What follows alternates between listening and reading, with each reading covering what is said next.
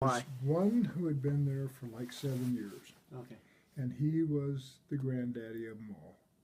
And so for every funeral, every wedding, he came back, No way. and he wanted to be involved. It was like, fine, do it. I don't care. I want out of here. Good Lord.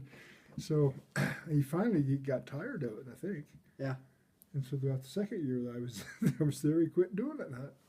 Fine, whatever. Yeah. Good grief. Huh.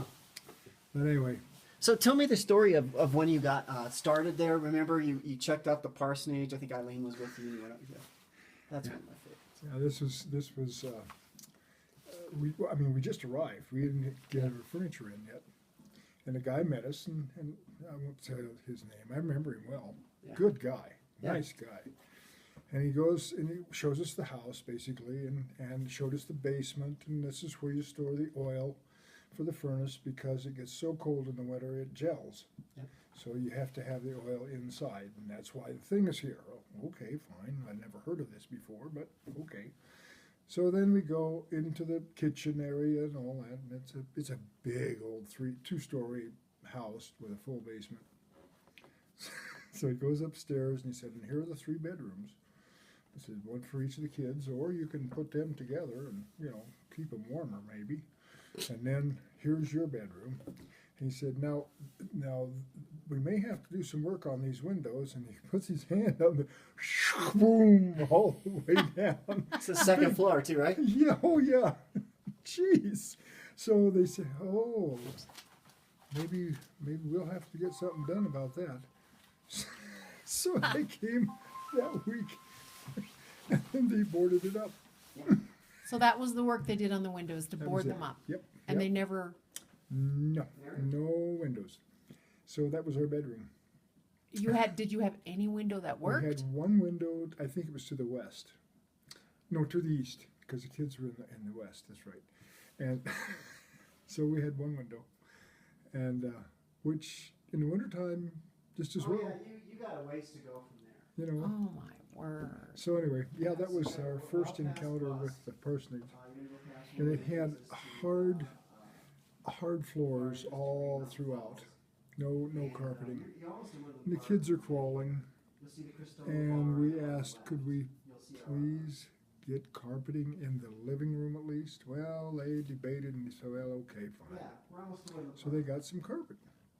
And I was just tickled to death. So the kids are monkeying around. It's probably 6 months old and a 2-year-old by now. No, because Stephanie was walking at that point. Anyway, we were having milk delivered at that point. So the guy comes, the milkman, and he delivers 2 half-gallons of milk.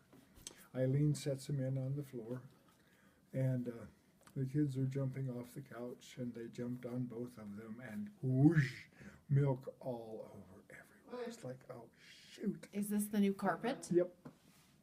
Milk in the new carpet. Yeah. So we spent a few hours trying to clean that mess up. Could have killed those children. But anyway, Oh. they survived and so did we.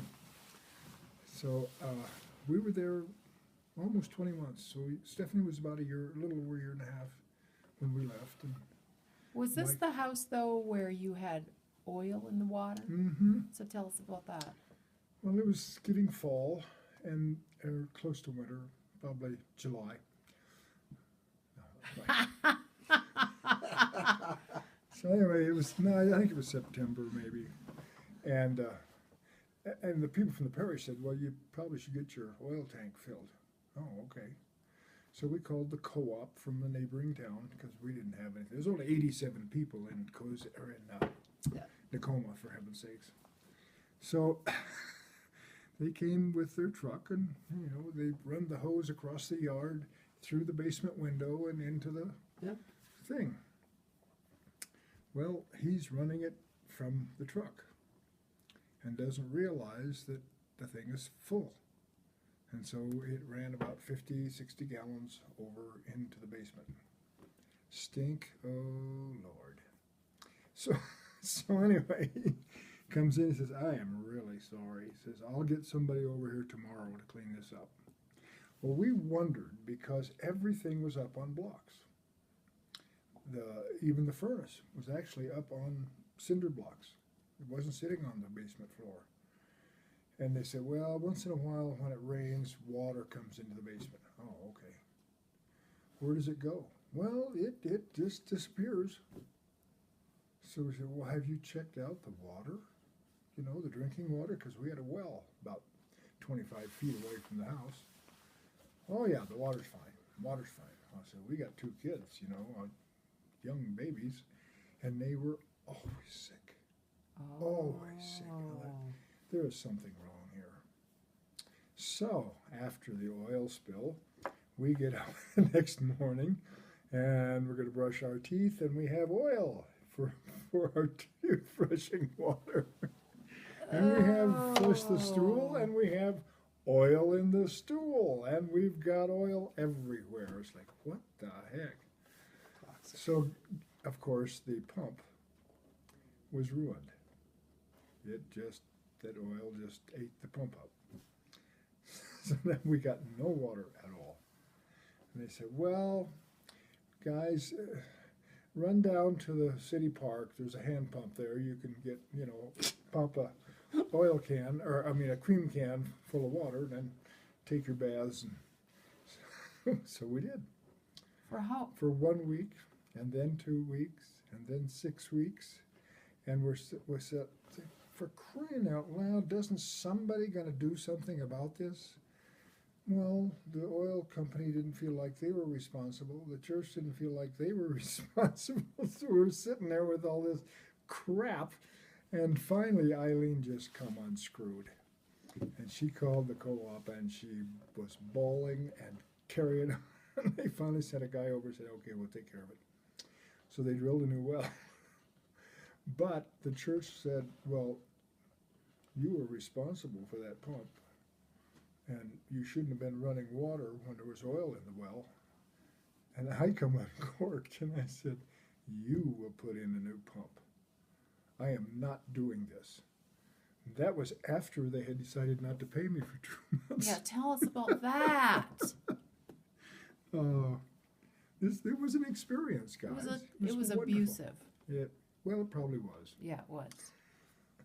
We had 3 councils. There's a 3-point parish. Each parish had a council, and then we had a parish council. I mean, each congregation had a council. So I had a council meeting every week of the month, and I was chairman of all of them. That's the old days. Yeah. So I had to get the what do you call it? The stuff together anyway to get it going each meeting. And Agenda. So, yeah. Well, each parish then, or each congregation contributed to the parish, and then the parish paid me a salary. Yeah.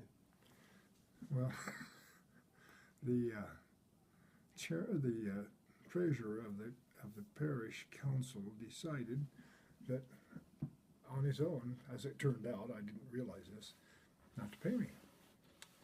So I'm waiting 2 weeks, and finally I called him. I said, I don't remember his name even. I kind of blotted that out. Just as well. I said, I haven't gotten my check yet. Do you suppose it got lost in the mail? No. We just don't have any money to pay you. I said, you gotta be kidding. How am I supposed to feed my family? Oh, I don't know. You'll have to figure it out. So the month goes by, and I went down to the grocery store, post office, dry goods store, all one place. And he's a good Catholic boy. And I asked him, I said, could I charge some food for my kids? Milk and a few basics. Aren't they paying you? No. God, he said, they do this. He said, sure, you can do whatever you need. So we did. Well, I went to the next month, and a week into the month, no check. So I called him again. I said, am I going to get paid? No, you're not going to get paid this month either. So a whole another month goes by. Meantime, I'm writing all my creditors, and you know, I'll pay you what I can when I can. And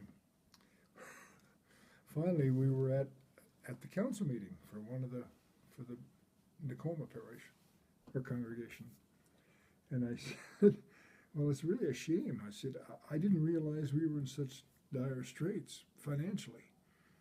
And the president says, "What?"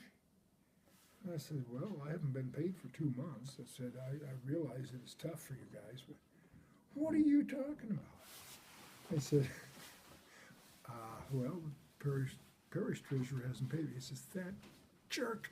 And he gets on the phone. I had 2 checks the next day. And why did he withhold? Just for the hell of it.